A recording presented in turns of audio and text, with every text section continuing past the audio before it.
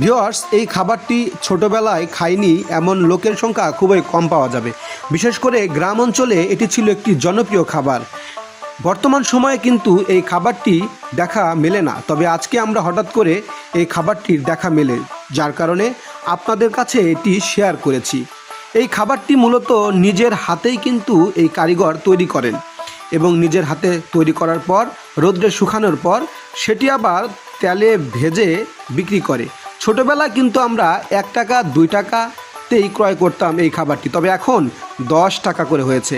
আর এই খাবারটি কিন্তু ছোট বড় সকলের একটি মজার খাবার হয়েছে।